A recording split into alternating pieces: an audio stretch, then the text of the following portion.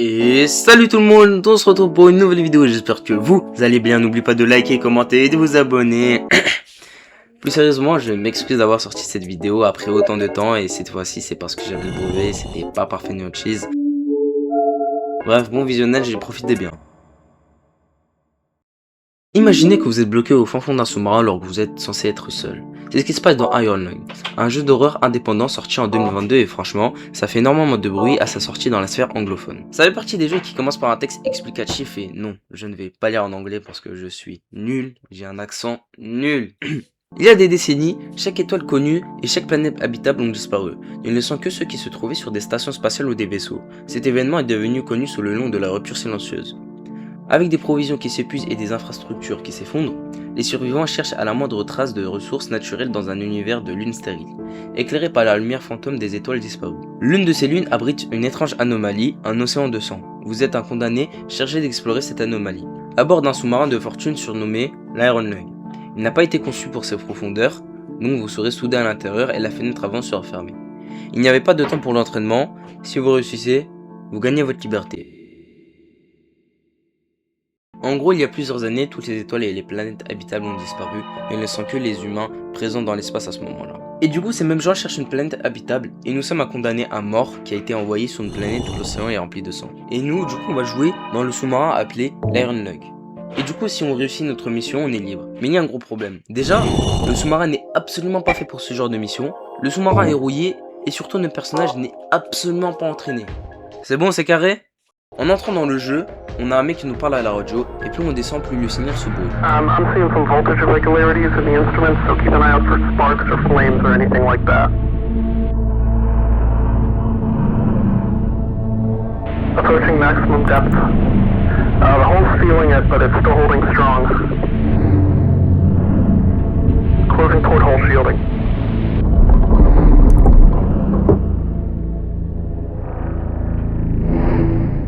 We're starting to lose radio signal. You'll be at cruise depth soon, so receive and be careful. You're on your own. Good. Et surtout, la fenêtre se ferme. Genre, mais comment je fais pour voir? Wesh, ils sont cons quoi. Ensuite, il y a une barre d'oxygène qui là est remplie à fond, et si j'ai bien compris, cette barre ne descendra jamais, peu importe le temps de jeu, et je vous jure tant mieux, parce que ça fait stresser de fou. Et en entrant dans le jeu, on peut voir que ce n'est pas le meilleur des bateaux, genre, il est rouillé quoi, tu veux que je te dise quoi de plus. On peut se rendre compte notamment qu'il est assez petit, genre 2 mètres carrés, et pour vous présenter le petit bateau, même si c'est pas nécessaire, on retrouve des commandes. Là ça peut porter à confusion, je vous avoue, mais je vous jure que vous allez vite comprendre, promis, et surtout c'est pour éviter ça. Déjà on a un bouton pour avancer et un autre pour reculer. Ensuite nous avons des coordonnées en chiffres qui vont nous aider à nous situer sur la carte, parce que oui, Iron Lung ne fait pas partie des jeux avec un curseur sur la map pour nous indiquer où on est, et c'est à nous de nous débrouiller, ce que je trouve assez réaliste. Ensuite nous avons des boutons pour changer de direction et du coup l'affichage sur les écrans. Mais du coup il reste un truc que je n'ai pas dit. Ça là, ça. Bon, j'ai pas le nom, je sais pas comment ça s'appelle, mais ça là, ça nous sert à voir si on est proche de quelque chose ou pas. Je pense avoir fait le tour du sous-marin et en tout cas les choses nécessaires pour savoir comment finir l'histoire. Mais du coup j'imagine qu'il y en a qui se demanderaient c'est quoi notre objectif en fait. Ça sera donc de photographier 10 points d'intérêt sur la carte, enfin 11, mais 10, vous verrez pourquoi, et comment vous dire qu'elle est assez bizarre, genre comment je fais pour passer là, et elle est où l'eau si. Bon, je pense avoir fait le tour de notre objectif et du bateau, et on peut enfin passer au jeu. Et en entrant dans le jeu, on se retrouve aux coordonnées X182 et Y116, ce qui représente ça à peu près là sur la carte. Si vous voyez pas ce que c'est quand vous appuyez F3 dans Minecraft. Le jeu décide de me rendre à destination du premier point d'intérêt qui se trouve à X322 et Y186.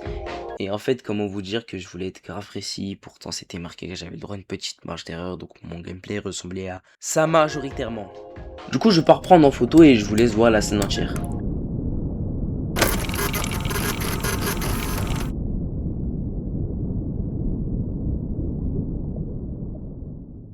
Le moment est extrêmement long entre le temps où on a pris la photo et les résultats de la photo qui est noir et blanc, ce qui nous laisse supposer que le jeu se déroule vers le début du XXe siècle.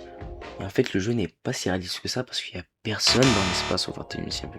Mais si on parle du résultat de la photo, c'est assez bizarre. Et pour ceux qui suivent la chaîne et qui ont regardé ma dernière vidéo sur Inside, on sait que c'est un jeu où on va énormément interpréter.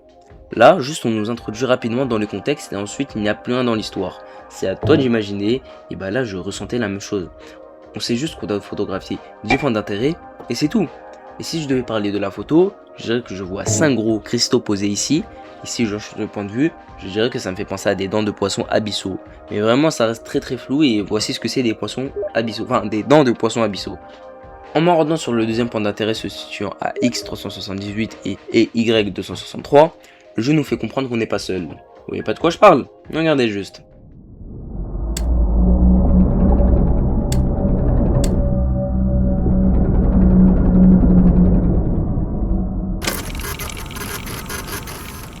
Je vous avoue que ça rend les choses extrêmement angoissantes et que j'ai vite cherché à aller au troisième point. La photo est légèrement mal cadrée, mais on s'aperçoit bien de ce que la forme représente, mais on n'arrive toujours pas à distinguer de ce que c'est. Moi je vois juste 3 énormes branches, cette fois-ci, et plus des cristaux, mais ça reste toujours assez flou par rapport à ce que c'est.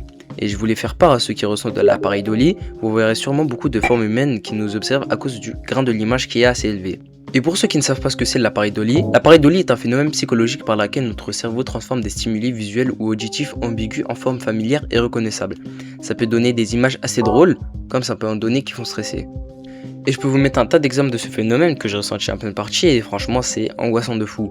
Mais pour l'instant sur les 2 points d'intérêt on ne sait toujours rien de cette planète, alors on se dirige vers le 3e point d'intérêt qui se trouve à X259 et Y406. Et là cette fois-ci c'est vraiment différent de ce qu'on voit d'habitude parce que là c'est clairement des tuyaux. Alors je ne sais pas ils auraient pu servir à quoi dans le passé vu que ça a l'air d'être une construction humaine mais je ne sais toujours pas plus. Du coup on se rend au 4e point d'intérêt qui se trouve à X560 et Y277 et en plein chemin un tuyau a explosé. Mon premier réflexe c'est de prendre l'extincteur. Non je vous parle sérieusement. Et peut-être que ça se voit pas comme ça mais en pleine partie ça fait sursauter étant donné que la partie sonore du jeu, et bah c'est ça quoi.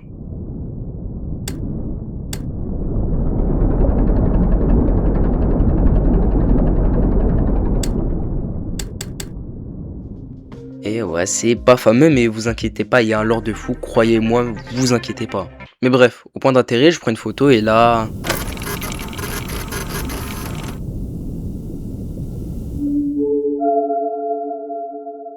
Et non, vous ne rêvez pas, il y a bel et bien un visage de poisson.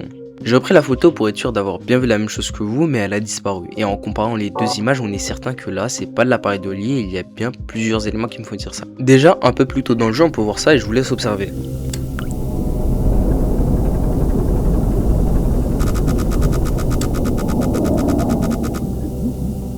Il y a de grandes chances que vous n'ayez rien compris, alors laissez-moi vous expliquer. Déjà on se balade à la recherche de points d'intérêt, ce qui est notre objectif, et on se balade dans un grand espace où aucun obstacle n'est censé se trouver. Mais alors pourquoi notre bateau a prévenu un obstacle? J'émettais l'hypothèse que notre bateau avait tout simplement bugué dû à la pression, car le bateau n'était pas fait pour ce genre de mission, mais grâce à la photo qu'on a pu voir, c'était en fait une créature qui tournait autour de nous. Car oui, les coordonnées X534 et Y282 représentent ici sur la carte, et cela nous montre qu'on est définitivement pas seul. Bon, j'arrête le personnage, mais vous avez kiffé ou pas? Plus sérieusement, la seule question que je me pose c'est pourquoi il nous attaque pas. Là c'est pas comme si on pouvait s'opposer à lui, il a totalement l'avantage sur nous, mais encore là c'est assez flou et on doit avancer dans le jeu pour comprendre. Je me rends au 5e point d'intérêt qui se trouve en X613 et en Y197 et pendant que je me rendais là-bas, et bah le bateau s'est cogné. Et là on a la certitude que le monstre est à côté, car si on avait cogné un obstacle on serait directement mort. Et mon premier réflexe a été de prendre nos photos, mais il n'y a rien eu de spécial. Mais la prochaine photo elle est très spéciale parce qu'il faut pas bac+12 pour comprendre que c'est un squelette. Et là le squelette n'est pas petit non plus, il est vraiment très imposant. Et là la seule question que je me suis posée c'est il y a quoi d'autre sur cette carte? Et pendant cette réflexion on entend un énorme cri qui dure assez longtemps quand même et qui se répète plusieurs fois.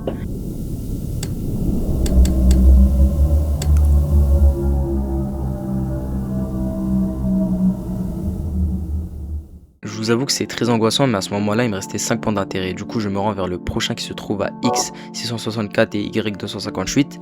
Et là, ce n'est ni des ossements, ni des tuyaux ou des cristaux, mais un bâtiment. Un bâtiment délabré. Mais ça a la forme d'un bâtiment.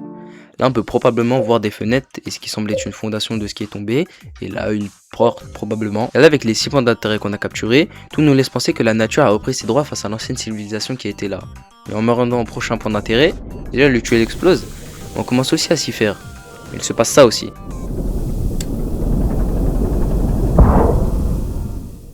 Déjà, on n'a rien percuté, sinon on serait mort. Et nos capteurs, eux, n'ont rien affiché. Donc j'écarte l'hypothèse de la mort. Mais alors, qu'est-ce qui s'est passé? Je vous remets l'extrait et devinez ce qui a changé.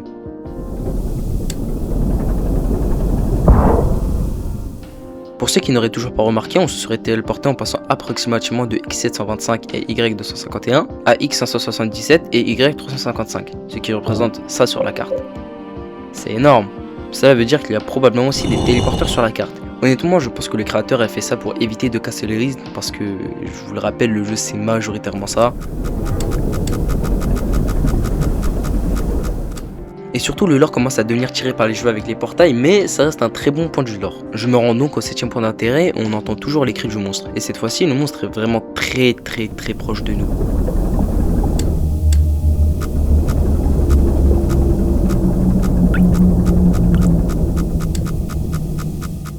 Le capteur nous prévient tout le temps à l'avance et là ce n'est pas un obstacle mais on se rend bien au 7ème point d'intérêt. Et cette fois-ci on a d'autres ossements. Mais ça a l'air juste énorme et je vous dis la vérité, j'ai énormément stressé. Parce que déjà, le jeu, je le faisais dans le noir et le soir. Et surtout l'ambiance sonore joue énormément. Aussi je voulais revenir sur un point sur la note d'un prisonnier qui conduit l'Iron Lug parce que j'ai totalement zappé, je vous dis la vérité, qu'il nous laisse cette note. Ce n'est pas une expédition, c'est une exécution. Quand ils le mettent ici, ils ne veulent pas que vous reveniez. Et même si vous y parvenez, et même s'ils tiennent leurs promesses, quelle liberté vous attend? Quelques vaisseaux à l'agonie dans une mer d'étoiles mortes. S'il reste encore un espoir, il se trouve au-delà du voile. L'espoir dans ce vide est aussi une illusion de la lumière des étoiles. Je choisirais de pousser mon dernier souper ici, au fond d'un océan. Invisible, ignoré et libre de ton contrôle. Ils auront leur exécution, j'aurai ma liberté. En gros, vous êtes mort quoi qu'il arrive, et c'est compréhensible de leur part vu que vous êtes un condamné à mort et qu'ils ne peuvent pas envoyer d'hommes vu qu'ils sont déjà dans l'espace et que eux sont primordiaux. Il nous reste donc 3 points d'intérêt à présent et le prochain se trouve à X325 et Y741. Et en allant là-bas, le bateau s'est mis à brûler à cause de la pression j'imagine, bon le feu reste maîtrisable quand même. Et ensuite je prends en photo le point d'intérêt, on voit toujours des ossements et cette fois-ci, il y a l'air d'avoir des griffes ou des doigts, mais je retiens juste que c'est énorme. Là il nous reste 2 points d'intérêt. Le prochain se situe à X180 et à Y167. Du coup je me rends là-bas et le passage est très étroit quand même mais je vais réussir quand même.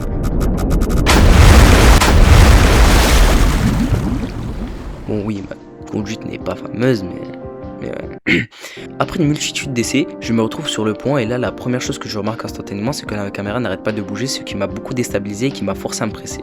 Et je vous dis la vérité, je pensais que j'allais mourir. Je prends en photo et là préparez-vous bien. Oui, c'est un portail. Alors oui, moi aussi je suis confus, mais je sais pas plus que vous. Et en partant il m'arrivait la même chose que tout à l'heure, on s'est téléporté. Là on s'est téléporté de X180 et Y606 à X277 et Y634, ce qui représente de là à là sur la carte. Et puis il nous reste un dernier point d'intérêt se situant à X675 et Y228. Et pendant le chemin, l'oxygène a perdu sa dernière barre et la lumière ne faisait que de clignoter. Le sang commençait à rentrer et là, je savais déjà que c'était la fin. Je prends donc la dernière photo. Celle-ci était indescriptible, je me replace donc sur le sous-marin pour mieux voir et en marchant...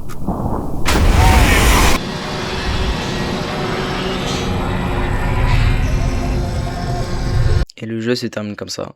Le monstre ressemble à ça pour ceux qui veulent savoir et cette image ressemble plus à cette créature là que celle-là. Ce qui nous montre qu'il n'y a pas un seul mais plusieurs prédateurs et honnêtement j'ai bien kiffé. Le lore reste assez perplexe quand même car on n'a pas beaucoup d'éléments de réponse, on peut se baser sur très peu de choses, le jeu est assez court avec une durée d'environ 1 heure, je m'attendais pas à un jumpscare pareil, surtout que le jeu c'est ça quand même je le rappelle.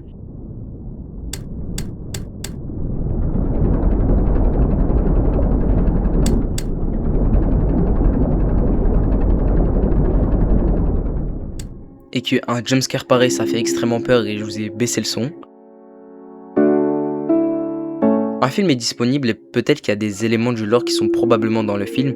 Markiplier incarne le personnage principal, genre c'est l'équivalent d'Inox Tag avec la montée de l'Everest. Mais hormis ça, le jeu est très bon pour nous rendre addicts car il y a très peu d'action durant tout le jeu et pour ceux qui veulent en savoir plus sur le jeu dans sa globalité, tout sera dans la description. En général, c'est un très bon jeu qui mérite plus de visibilité à mon goût, qui arrive à nous mettre dans la confusion et dans le stress durant tout le jeu. En tout cas, passez une bonne journée, ça a été un plaisir de vous faire cette vidéo. Prenez soin de vous et de votre famille, on se pète à la prochaine et surtout passez de bonnes vacances. Salam alaikum.